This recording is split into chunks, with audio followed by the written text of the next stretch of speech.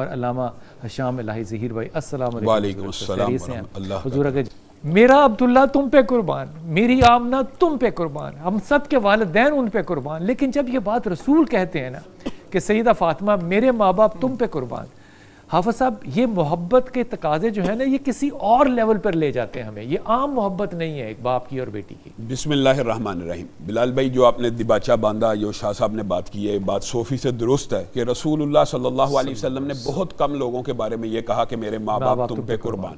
تو سیدہ فاطمہ کے ویسے وہ خود بھی باپ تھے، لیکن ان کو بھی یہ کہا کہ میرے ماں باپ تم پہ قربان۔ اگر آپ غور کریں تو رسول اللہ صلی اللہ علیہ وسلم نے اپنی نسل کے حوالے سے ایک بات کہی ہے جو حدیث میں آتی ہے کہ آدم سے لے کر میرے تک میں بہترین نسلوں میں منتقل ہوتا ہوا آیا ہوں۔ بے شک، واہ۔ اور میرے سے لے کے آدم تک، ایک روایت میں نکاحی ہوئی نسلوں میں یہی بات وہی روایت ہے، وہی روایت ہے۔ رسول اللہ صلی اللہ علیہ وسلم نے فرمایا کہ پھر میرے سے لے کے آدم تک میں نکاح کے ذریعے منتقل ہوتا آیا ہوں، میرے باپ میں سے، یعنی میرے باپ سے لے کے آدم تک کوئی باپ بھی زانی نہیں تھا۔ آئے ہائے ہائے، یہ بات یاد رکھیں۔ یعنی اس سے آپ کو استدلال اور بھی ملتی ہے، اور محدثین نے یہاں پہ بڑا ایک خوبصورت جملہ بھی نقل کیا ہے کہ شرک کرنا اور زنا کرنا میں ایک فرق ہے۔ مشرک ہونا ایک عقیدے کا مسئلہ ہے، لیکن زانی ہونا ایک اخلاق کا مسئلہ ہے، اور یہ جسمانی مسئلہ ہے۔ اس لیے رسول اللہ صلی اللہ علیہ وسلم نے یہاں پہ شرک کی بات نہیں کی، بلکہ یہ کہا کہ میرا باپ آدم تک کوئی بھی زانی نہیں تھا، تو میں نکاح کے ذریعے منتقل ہوا۔ اور بعد مورخین نے یہ بھی لکھا بلال بھائی کہ رسول اللہ صلی اللہ علیہ وسلم کو نبوت ملنے کے بعد جو پہلی خوشی ملی وہ حضرت فاطمہ کی پیدائش کی ملی، اور اکثر مورخین کا اس بات کے اوپر اتفاق ہے کہ وہ 40 سنے نبوی، یعنی جب نبوت ملی اسی سال پیدا ہوئی۔ بعد نے کہا 1-2 سال پہلے بھی کی بھی روایات ملتی ہیں، لیکن اسی سال کی روایات کے اوپر خوشخبری بہرحال ملی، خوشخبری ملی۔ اور رسول اللہ صلی اللہ علیہ وسلم نے جب یہ کہا کہ میرے ماں باپ تم پہ قربان جائیں، تو میں ایک بات یہاں پہ ضرور اس بات کو ذرا کھولنا چاہتا ہوں کہ سیدہ فاطمہ ایک ایسی خاتون ہے، خاتون جنت ہے، جنت کی سردار ہیں، اور جو روایت آپ نے بیان کی نا بلال بھائی، اس کی راویہ حضرت عائشہ ہیں، آپ کے منہ سے نکل گیا حضرت ابو بکر۔ حضرت عائشہ فرماتی ہیں کہ جب وہ آئیں تو رسول اللہ کھڑے ہو گئے اور ان کے ماتھے پہ بوسہ دیا، اور میں نے ان سے زیادہ رسول اللہ کے قریب شکل و صورت اور مشابہت میں کسی کو نہ دیکھا۔ اور اس پہ بڑی تفصیل بیان کی انہوں نے کہ وہ کس طرح ان کے قریب چال ڈھال کا بھی ذکر کیا۔ پھر یہ کہا کہ رسول اللہ صلی اللہ علیہ وسلم کا یہ محبت کا انداز مجھے اور کہیں نظر نہیں آیا کہ رسول اللہ اپنی جگہ سے پیچھے ہو گئے، اپنی جگہ سے اٹھ گئے اور فاطمہ کو اپنی جگہ پہ بٹھایا۔ اور پھر جو دوسری روایت ہے، شاہ جی اس بات کو دوبارہ کہیں، آپ نے کتنی بڑی بات کتنے راو سے کہہ دی۔ رسول پاک صلی اللہ علیہ وسلم نے اپنی مسند چھوڑی اور وہاں پہ حضرت فاطمہ کو بٹھا دیا۔ اور پھر اگلی روایت یہ ہے کہ حضرت فاطمہ کے پاس رسول اللہ چلے گئے، تو بیٹی نے بھی باپ کا اسی طرح استقبال کیا جس طرح باپ اپنی بیٹی کا کیا کرتا تھا، اور بیٹی نے باپ کا ماتھا چوما اور اپنی جگہ چھوڑی اور باپ کو اپنی جگہ پہ بٹھا دیا۔ یہ باپ اور بیٹی کی جو لازوال محبت ہے، یہ حضرت فاطمہ کے بچپن کے اگر آپ واقعات دیکھیں تو آپ کے ذہن میں سب سے پہلے وہ واقعہ آئے گا جب عقبہ بن ابی معیط وغیرہ، ابو جہل وغیرہ نے رسول اللہ صلی اللہ علیہ وسلم کی گردن کے اوپر اوجڑی رکھ دی، تو حضرت فاطمہ کو خبر ملی، بے چین ہوگی، روتی بھی، چھوٹی تھی، چھوٹی عمر میں، کم سن بچی، 3-4-5 سال کی ہوں گی، آئی روتی بھی آئی ہیں۔ اور اوجڑی آپ کو پتہ ہے کہ بچی تو نہیں کھینچ سکتی، لیکن پوری طاقت اور قوت لگا رہی ہے کہ میرے باپ کو اذیت نہ ہو۔ تو حضرت فاطمہ کا جو بچپن ہے وہ رسول اللہ صلی اللہ علیہ وسلم کے اوپر مصیبتیں دیکھتے ہوئے گزرا۔ یہ بات بھی ذہن میں رکھنی چاہیے۔ اور رسول اللہ صلی اللہ علیہ وسلم کی یہ جو تربیت ہے، یہ جو جملے ہیں سیدہ فاطمہ کے آگے جا کے ہم بیان کریں گے، رسول اللہ کی جدائی میں جو انہوں نے جملے کہے ہیں، انسان اگر پڑھے تو کلیجہ پھٹ جاتا ہے۔ کہتی ہیں مجھ پہ اے والد آپ کے جانے سے ایسے غم ٹوٹ پڑے ہیں کہ اگر دنوں پہ ٹوٹ پڑتے تو وہ راتیں بن جاتی۔ تو حضرت فاطمہ کا وہ پیار بچپن سے دیکھ رہی ہیں، باپ اذیت میں ہے تو وہاں پہ اٹھایا۔ لیکن یہاں پہ میرے ذہن میں ایک محدث کی بات آئی ہے کہ حضرت فاطمہ نے وہاں پہ ایک دن بد دعا بھی کر دی کہ جو رسول اللہ صلی اللہ علیہ وسلم کے اوپر پھینک رہے تھے نا اوجڑی، ان کے لیے بد دعا کی۔ اور پھر محدثین بیان کرتے ہیں ان کی بد دعا کا نتیجہ جو ہے میدان بدر میں ایسا نکلا کہ رسول اللہ صلی اللہ علیہ وسلم اپنے صحابہ کو کہہ رہے ہیں کل یہاں پہ ابو جہل پڑا ہوگا، کل یہاں پہ فلاں پڑا ہوگا، کل یہاں پہ فلاں پڑا ہوگا۔ تو بعد محدثین نے یہ بات کہی کہ حضرت فاطمہ نے وہ جو اوجری کو پیچھے ہٹاتے ہوئے بد دعا کی تھی وہ کفار مکہ کو بدر کے دن ساری کی ساری لگ گئی۔ رسول اللہ ایک بات اور کہہ کے آپ پھر بحث کو اوپن کر دیں کہ ہمیں حضرت فاطمہ اکیلی کا اگر ذکر کریں تو ہمیں یہ بات سوچنی چاہیے، ذرا چار طرف نظر تو ڈالیں. باپ محمد صلی اللہ علیہ وسلم ہیں، ماں خدیجہ ہیں، خاوند علی ہیں، بیٹے حسنین کریمین ہیں. تو آپ چہار، ہم تو کہتے ہیں نا کہ دو سائیڈ سے جی یہ بڑا عالی نسل ہے، بڑی، یہ چار طرف اگر آپ دیکھیں تو سارے کے سارے رشتے، ایک ایک رشتہ ایسا ہے کہ جن کی شان میں اگر بیان کیا جائے تو بہت زیادہ طویل وقت چاہیے. علامہ صاحب وہ جو ایک منظر کشی ہے نا کہ قیامت کا روز ہوگا عدالت لگی ہوگی اور پھر ایک اعلان ہوگا، رسول پاک صلی اللہ علیہ وسلم جو ہیں وہ اپنی جگہ پہ متعین ہوں گے، اللہ اپنے تخت پہ متعین ہوں گے اور سیدہ کی آمد وہاں پر ہوگی. وہاں پہ ظاہر ہے 1,24,000 یا کم و پیش اتنے نبی اللہ پیغمبر بھی تو وہیں پر ہوں گے نا، اللہ کے ولی اور سارے لوگ بھی تو وہیں ہوں گے نا. پھر ان کو حکم کیا دیا جائے گا کہ سیدہ کی سواری آ رہی ہے، تمام لوگ جو ہے وہ اپنی نگاہوں کو جھکا لیں.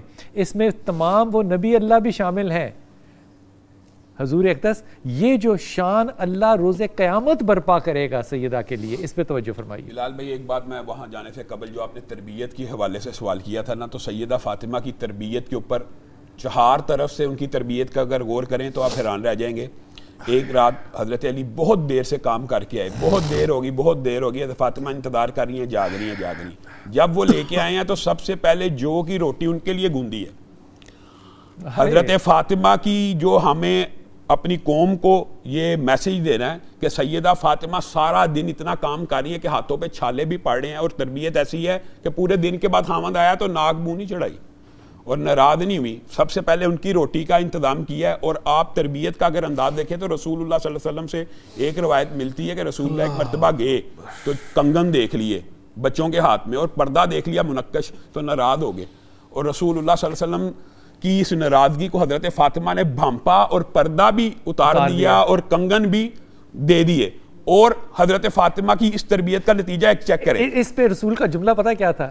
سیدہ کو کہا کہ ہم آسائش کے لوگ نہیں. ہاں میں اس یہ طرف آسائش تھی. نہیں، میں اس طرف آ رہا ہوں. اس کے بعد اس تربیت کے بعد اس سے بھی بہتر ایک سوال آپ کے سامنے پیش کرتا ہوں. حضرت فاطمہ سے پوچھا ایک بندے نے کہ 40 اونٹ ہوں تو ان کے اوپر کتنی زکوٰۃ بنتی ہے؟ تو سیدہ فاطمہ نے کہا اگر میرے پاس ہوں تو سارے ہی اللہ کے راستے میں، اگر میرے پاس ہوں تو تیرے لیے ایک ہی ہے، تیرے لیے ایک ہے، میرے پاس ہوں. تو یہ جو آپ اگر تربیت کا صرف جائزہ لیں تو حضرت فاطمہ کی تربیت ایسی ہوئی ہے، آپ حیران رہ جائیں گے کہ حضرت فاطمہ اور حضرت علی کی زندگی میں 3 واقعات ایسے ملتے ہیں کہ آپس میں ناراضگی کا کوئی معاملہ ہوا تو رسول اللہ صلی اللہ علیہ وسلم بے چین ہو گئے. پہلے واقعے میں آتا ہے بے چین، ابو تراب بھی لقب دیا، وہ تیسرا واقعہ. پہلے واقعے میں جب گئے ہیں تو بے چین ہو گئے، واپس آئے تو مسکرا رہے ہیں. تو صحابہ نے کہا کہ پہلے آپ کے چہرے پہ غم تھا، آپ مسکرا گئے ہیں. کہا میں ان 2 کے پاس سے ہو کے آیا ہوں جو دنیا میں مجھے سب سے زیادہ محبوب ہیں. اور پھر جو کم ابا تراب والا واقعہ وہ یہ ہے کہ وہ ناراض ہو گئے تو رسول اللہ صلی اللہ علیہ وسلم نے ان کو کہا کم یا ابا تراب. اور حضرت علی کہتے ہیں اللہ کی قسم کہا تو مجھے اس وجہ سے تھا کہ اردو ترجمہ تو یہ ہے کہ ریت میں یا مٹی میں غبار آلود ہو گئے تھے تو ان کو کہا کم یا ابا تراب، اے مٹی والے اٹھ، مٹی کے باپ اٹھ. تو یہ بظاہر ایسے لگتا ہے کہ جیسے ڈانٹ ہے، لیکن حضرت علی کہتے ہیں اللہ کی قسم رسول اللہ کی یہ زبان سے نکلے ہوئی کنیت سے بہتر مجھے کوئی کنیت نہیں لگتی. اور گئے ہیں اپنی بیٹی کا ہاتھ حضرت علی کے ہاتھ کے اوپر، آپ خود درمیان میں بیٹھ گئے بیٹی اور ایک ہاتھ سے دونوں کی میاں بیوی کی آپس میں صلح کروا دی ہے. تو تربیت تو رسول اللہ صلی اللہ علیہ وسلم نے ایسی کی ہے کہ حضرت فاطمہ چل کے آئی ہیں.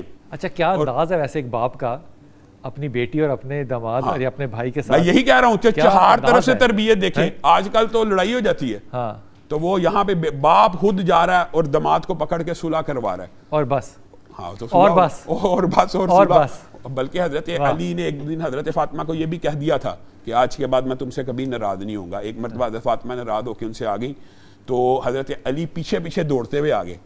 تو رسول اللہ صلی اللہ علیہ وسلم نے بیٹی کی حمایت نہیں کی. اس وقت کیا کہا کہ وہ دیکھو کون اپنی بیوی کو منانے آ رہا ہے. تو ساتھ ہی یعنی صلح کروا دی. اور وہ جو واقعہ ہے کہ ایک بات میں ضرور کہنا چاہتا ہوں، امی عائشہ کی سے اہل بیت کی فضیلت میں جتنی روایات ہیں تو لوگوں نے ہم یہ بات گھڑی ہوئی ہے کہ حضرت عائشہ کا اہل بیت کا اختلاف تھا. حضرت عائشہ سے حضرت خدیجہ کی 99% فضائل کی روایت حضرت عائشہ سے ہیں. بالکل ایسے. اور حضرت فاطمہ کی یہ روایت جو ہے یہ بھی امی عائشہ سے اہل بیت ہیں، یہ بھی روایت بخاری شریف میں حضرت عائشہ یہ حضرت عائشہ سے یہ روایت بھی ہے کہ آئیں تو رسول اللہ صلی اللہ علیہ وسلم نے کان میں کچھ کہا تو رونا شروع ہو گئی، اور پھر تھوڑی دیر بعد کچھ کہا تو ہنسنا شروع ہوگی. تو میں نے ان سے پوچھا کہ بتائیے کیا کہا؟ تو کہا میں اپنے باپ کا راز نہیں بتاؤں گی. جب رسول اللہ دنیا سے چلے گئے تو میں نے پھر پوچھا بیٹی سے کہ کیا بات تھی؟ کہا ہاں آج بتاؤں گی. اب تو باپ دنیا میں نہیں رہا. رسول اللہ صلی اللہ علیہ وسلم نے سب سے پہلے میرے کان میں یہ کہا تھا کہ میں اللہ کے پاس جانے والا ہوں. جبریل امین آئے تھے، 2 دفعہ دور ہوا، سارا واقعہ بتا دیا. تو میں رونا شروع ہو گئی. اور پھر اب ہنسی کیوں تھی؟ تو یہ وہ بات ہے جو شاہ صاحب نے بیان کی. تو رسول اللہ صلی اللہ علیہ وسلم نے حضرت فاطمہ کو یہ اعزاز بخشا کہ آپ جنت کی سردار ہیں. اس پہ آپ مسکرائیں، اور آپ ہیں وہ جو سب سے پہلے میرے خانوادے میں مجھ سے آ کے مل جائیں گی. اور حضرت فاطمہ کی رسول اللہ سے محبت اس قدر زیادہ تھی، محدثین کہتے ہیں کہ رسول اللہ کی جدائی کے غم میں وہ دنیا سے کوچ کر گئی اور صرف 6 ماہ زندہ رہی. رسول اللہ صلی اللہ علیہ وسلم سے اتنا پیار کرتی تھی، اتنا محبت کرتی تھی. اور ایک بات صرف جو ترمذی کی آپ نے روایت کی نا بلال بھائی، یہ 2 لوگوں کے بارے میں، بس اس کی وضاحت کر کے بات آپ ڈاکٹر صاحب کی طرف لے جانا. ترمذی کی جو روایت ہے کہ ماں عائشہ سے پوچھا گیا کہ عورتوں میں سے کون؟ تو فاطمہ، مردوں میں سے کہا علی. اسی طرح کی ایک اور روایت موجود ہے، وہ بھی صحیح ہے. تو یہ 2 شخصیات کے بارے میں، یہ حضرت ابو بکر کے بارے میں بھی ہے کہ مردوں میں سب سے زیادہ محبوب کون؟ تو ابو بکر. اور عورتوں میں سب سے زیادہ محبوب کون؟ امی عائشہ. اعمال کا یقیناً ہمیں اپنے اعمال کی اصلاح اور اپنے عقائد کی درستگی اس کی طرف ہمیشہ اس پہ یہ جو بیجو کا خون میں لوتھڑا بننا اور پھر اس کو پکڑ کے، یہ سمبل کس چیز کا ہے؟ بلال بھائی بنیادی طور پہ اس اگر حدیث کو دیکھا جائے تو امی اب سیرت فاطمہ بیان کر رہے تھے. رسول اللہ صلی اللہ علیہ وسلم نے حضرت فاطمہ کو بھی کہا تھا اے فاطمہ اپنے لیے عمل کا میدان گرم کرنا، یہ نہ سوچنا تم ایک نبی کی بیٹی ہو. اور دیکھیں ان کو سیدہ کہا بھی، جنتی کہا بھی، جنت کی سردار بھی کہا، پھر بھی ان کو عمل کی دعوت دے رہی ہیں. جیسے بھائی نے حدیث تسبیح فاطمہ والی آپ نے نشاندہی کی. سبحان اللہ، یہ جو ایک تسبیح ہے بلال بھائی، ایک تسبیح، حضرت سلیمان کا واقعہ دین میں آ گیا. ہوا میں اڑ رہے تھے تخت کے اوپر بیٹھ کے، تو ایک بنی اسرائیل کے عابد نے کہا بہت بڑی بادشاہی ہے. انہوں نے کہا میری ساری بادشاہی ایک تسبیح کے سامنے حقیر ہے، کیونکہ بادشاہی ختم ہونے والی ہے، تسبیح ہمیشہ رہنے والی ہے. کیا بات ہے، کیا بات ہے. اور بادشاہی ختم ہونے والی ہے اور تسبیح نے تو ہمیشہ نامہ اعمال میں تلنا ہے. ایک آیت میں آپ کے سامنے قرآن پاک کی پڑھتا ہوں. بلال بھائی یہ جو اختلاف ہے نا، یہ مانتے ہیں کہ بعض لوگوں نے کہا یہ نبی کے چچا تھے، بعض لوگوں نے کہا باپ تھے، لیکن قرآن پاک میں آذر کا ذکر جب بھی آیا باپ کے ساتھ آیا. اذ قال ابراہیم لابیہ، اور ایک قرآن پاک کے مقام پہ یا اباتی یا اباتی یا اباتی 4 دفعہ کہا ہے، اے میرے پیارے باپ، اے میرے پیارے باپ. اور ابھی شاہ صاحب نے جو آیت پڑھی ہے نا کہ ابراہیم کی زندگی نمونہ ہے، آگے آیت یہ الا قول ابراہیم، مگر ابراہیم کا یہ قول کہ اے میرے باپ میں آپ کے لیے مغفرت کی دعا کروں گا، یہ اسوہ اور نمونہ نہیں ہے. یہ حدیث اس آیت کو بیان کری ہے. اس آیت کی تشریح میں یہ حدیث محدثین لے کے آئے ہیں کہ ابراہیم اس دن بھی پدرانہ شفقت کے ہاتھوں مجبور ہو کے کہیں گے اللہ آپ نے میرے سے وعدہ کیا تھا میں رسوا نہیں ہوں گا، اور میرے باپ کو آپ آگ میں ڈالیں گے تو میں رسوا ہو جاؤں، تو میں تو پھر رسوا ہو ہی گیا. تو اللہ رب العزت ان کو حکم دے گا اپنے پاؤں کی طرف دیکھ. تو ایک جانور بجو، ایسے جانور کو کہتے ہیں ہمارے برے صغیر میں اس کی ٹرانسلیشن بجو ہی کی جاتی ہے، جو قبر کو کھودتا ہے. بلال بھائی جو قبر کھودتا ہے اور ایک قبر کی مٹی کھود کے چھید بناتا ہے، اس کی جو پشت ہوتی ہے اس کو کھجور کے تنے سے مشابہ یہاں پہ پاکستان میں اس کو عام ہے بجو، اس شکل میں جہنم میں ڈال دیا جائے گا. اس کا مطلب یہ ہے یا ایھا الناس اتقوا ربکم الذی خلقکم من نفس واحدہ. یہ جو بات ہے نا اس حدیث سے یہ سبق ہے. حسب نسب اگر آپ غور کریں حقیقت میں یہ حقیقت ہے، ہم سب کس کے بیٹے ہیں؟ آدم علیہ السلام کی. تو آدم علیہ السلام پیغمبر نہیں تھے؟ بالکل ہے. تو حسب نسب تو آدمیوں کا ویسے ہی حال ہے.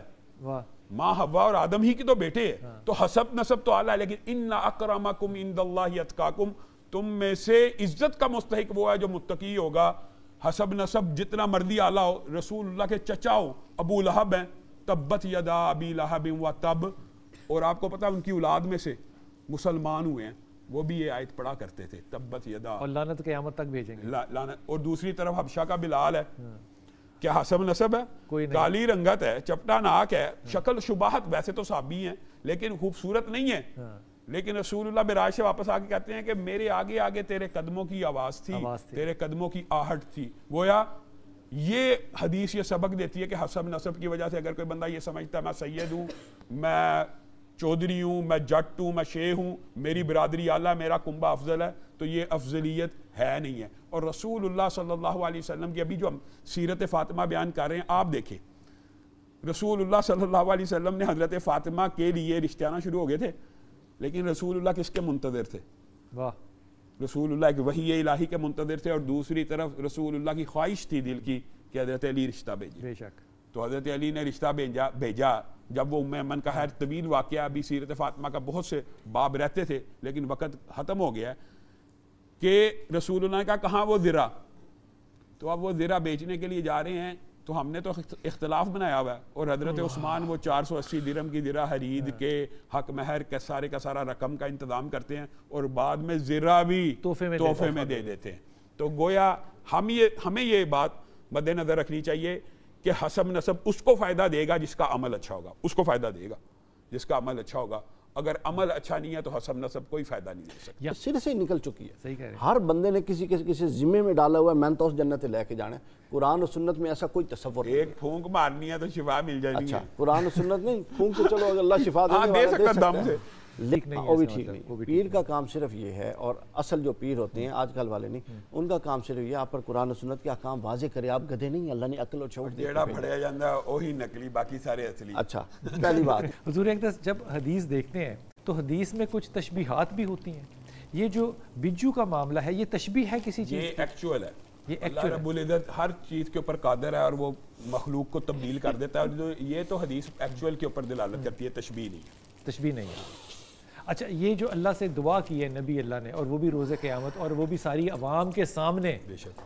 تو اللہ تعالیٰ اس کے لیے کوئی رکھ، تو اللہ تعالیٰ نے یہ قرآن پاک میں پہلے کہہ دیا نا کہ کسی نبی کو بھی یہ دیب نہیں کہ اگر اس کا کوئی رشتہ دار مشرک ہو اس کے لیے مغفرت کی دعا کرے. یہ قرآن کی آیت ہے. یہ بات یہاں پہ ہم کم از کم مشرک کے لیے دعائے مغفرت نہیں. اگر آپ کو پتہ لگے وہ شرک کے اوپر فوت ہو گیا چاہے نبی کیوں نہ ہو، ما کان علی نبی، کسی نبی کو بھی یہ دیبا نہیں. مشرک دیکھیں نبی تو مشرک نہیں ہو سکتا. میں کہا کسی نبی کو یہ دیبا نہیں اگر اس کا کوئی رشتہ دار مشرک فوت ہو جائے تو اس کے لیے مغفرت کی دعا کرے. اللہ اکبر. یہ بات ہے. شرک کو کوئی چھوٹا، آپ نے پہلے دن پروگرام میں شرک کے بارے میں کہا کون سا گناہ جو کوئی نیک عمل بھی قبول نہیں کرتا، تو پھر وہ شرک ہے. شرک کے ساتھ کسی کا کوئی عمل قبول نہیں ہے. عبداللہ ابن جدعان کے بارے میں امی عائشہ کتنا فکر مند ہوگی. خود رسول اللہ نے کہا میں اس کی دیکھ کے سائے کے نیچے بیٹھ جایا کرتا، اتنا بڑا سخی تھا. تو رسول اللہ صلی اللہ علیہ وسلم نے کہا تھا کہ وہ شرک کرتا تھا، اس لیے اس کے سارے اعمال ضائع ہو گئے. اور شرک کی بنیادی ڈیفینیشن کیا ہوگی؟ شرک کی بنیادی ڈیفینیشن یہ ہے کہ اللہ کے ساتھ عبادات کے تمام افعال میں اس کو شریک ٹھہرا دینا. سجدہ اللہ کے لیے ہاتھ ہے، غیر اللہ کے لیے کیا جائے. رکوع اللہ کے لیے ہاتھ ہے. وہ ترجیحات آ جاتی ہے نا کہ یہ سجدہ نہیں ہے، یہ تعظیمی ہے. وہ ایک الگ بحث ہے نا، وہ تو چلے. لیکن اللہ کو سجدہ، اللہ کے عبادت، اللہ سمجھ کے تو کوئی کسی کو سجدہ نہیں کرتا. ذکر اذکار لوگ اسی آپ دیکھ لیں کئی کنسیپٹ ایسے موجود ہیں کہ وہ ان سے مانگنے کے لیے اور ان کو الہ سمجھ کے سجدے تو الہ سمجھ کے ہی ہوتے ہیں. قرآن پاک میں ہے تو ادب میں اگر استاد کو جھک کے ملا جائے تو اس میں کیا ہے؟ نہیں، انہوں نے سجدے کے بارے میں وضاحت کی ہے کہ اگر سجدہ تعظیمی ہے، سجدہ عبادت والا ہے، تو دونوں میں انہوں نے بھی فرق کیا ہے. انہوں نے کہا کہ جو عبادت والا ہے یہ شرک ہے، شرک کا جو سجدہ تعظیمی حرام ہے، جو تعظیمی ہے وہ حرام ہے. وہ شرک نہیں ہے، یعنی تعظیماً اگر کوئی کر لے لیکن وہ شرک کی مشابہت ہے، شرک سے بچنا چاہیے. چونکہ شرک بھی حرام ہے. جانا ہے فوراً